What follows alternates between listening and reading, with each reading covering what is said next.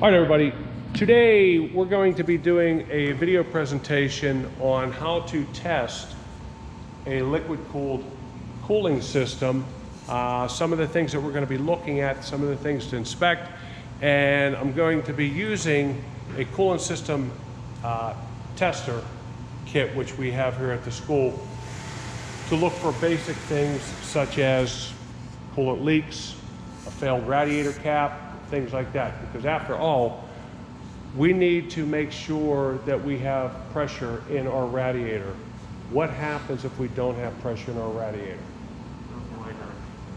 It'll boil. The coolant will boil off. Okay, so right off the bat, the things that we're going to be looking at, it's going to be right here at the front. Jaden, if you will. You are now the cameraman.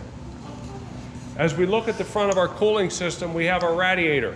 On the top is our radiator cap. One of the things that we can do with this is we can pressure test it. You can video me, I don't care. Your screen shut off. I can't see what I'm looking at. Oh, you can use my phone. What's this? There you go. You're gonna do fine. One of the things that we do is we pressure test this cap because there's a spring on this which is designed, once the coolant gets to a certain pressure, it will open up and let the excess pressure off. But it has to hold some pressure before we begin. So, I'm going to take you over here to this pressure tester. And there are numerous adapters. You need to find the one which your radiator cap will fit on. And this one may not be it. I thought I had the right one out, but maybe it didn't. Considering that's the only one that has to be it. We just have a lot of spring to overcome.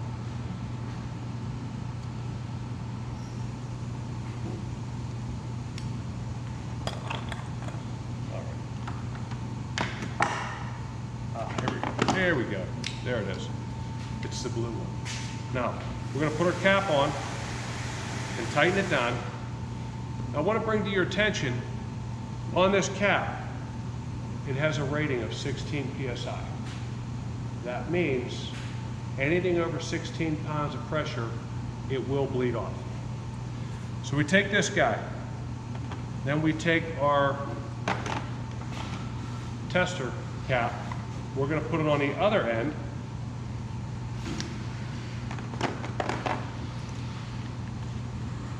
And that's going to allow us to hook our pressure tester up.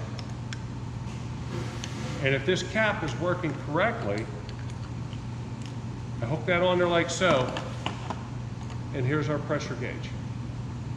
I should be able to pump this up, and when the pressure hits approximately 15 pounds, right, the cap should open up and blow off the pressure.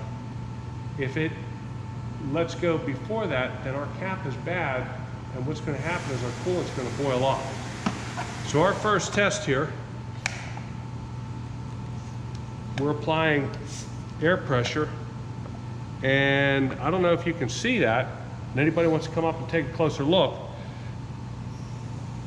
Pressure goes up to about 12 PSI. You'll see it on the gauge, and then it cuts loose. Anybody want to come up and see this? Be my guest. Now's the time. But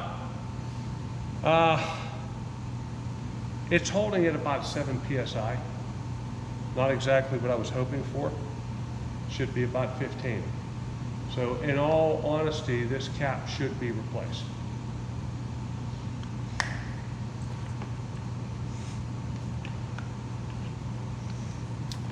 Okay, that's the first part of our test. Verifying that our cap is doing what it should be doing. Take all of our adapters back off. The next thing that we're going to do is go over to the actual radiator. And we're going to do the same thing, but we're going to put the coolant system under test, under pressure. So I put my dummy cap on.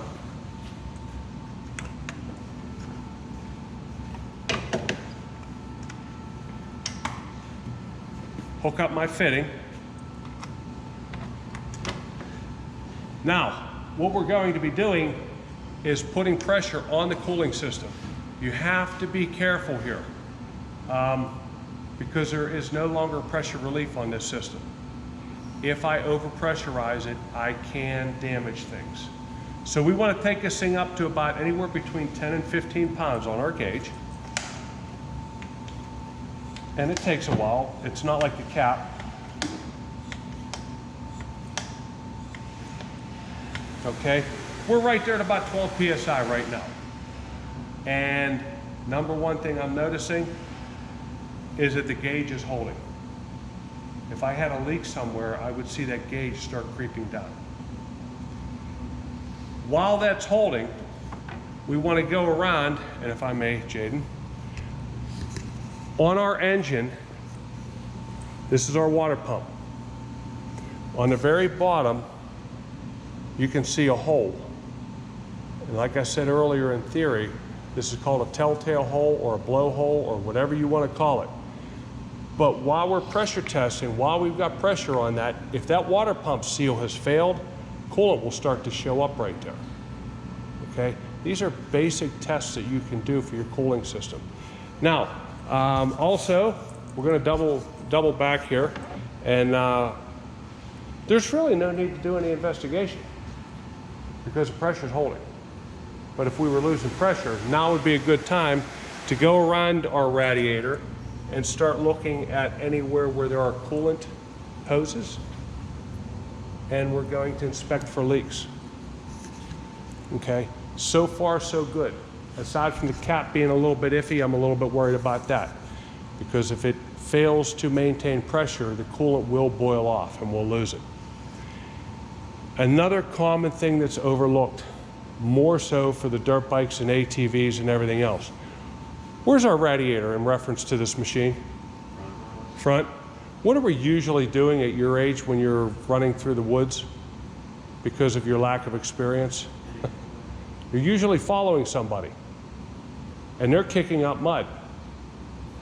So what do you think happens to our radiator? It gets plugged up, exactly.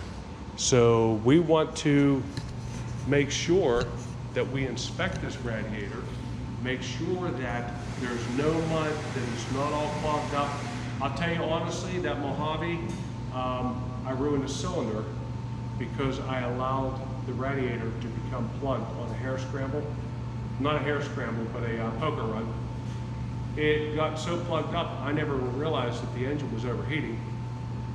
Subsequently, it didn't warp the head, which was kind of weird. It warped the cylinder, and I had to get a new cylinder for it. Simply because that radiator got so plugged up that it couldn't do its job, the engine overheated.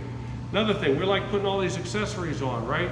We put our winch, we put a big light bar, we put all this stuff on the front of these machines. What's that doing to the radiator? It's blocking the airflow, okay?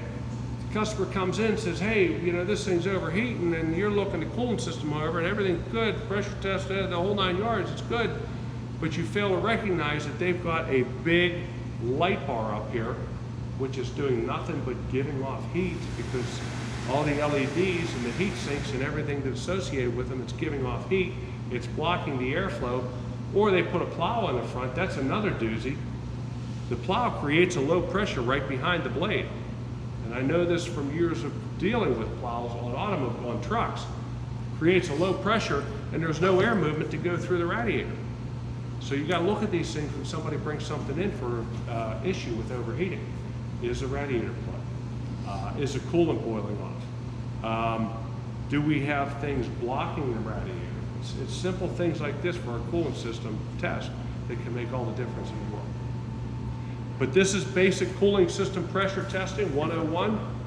You get yourself a kit like this, wherever you're working, test the cap and test the radiator.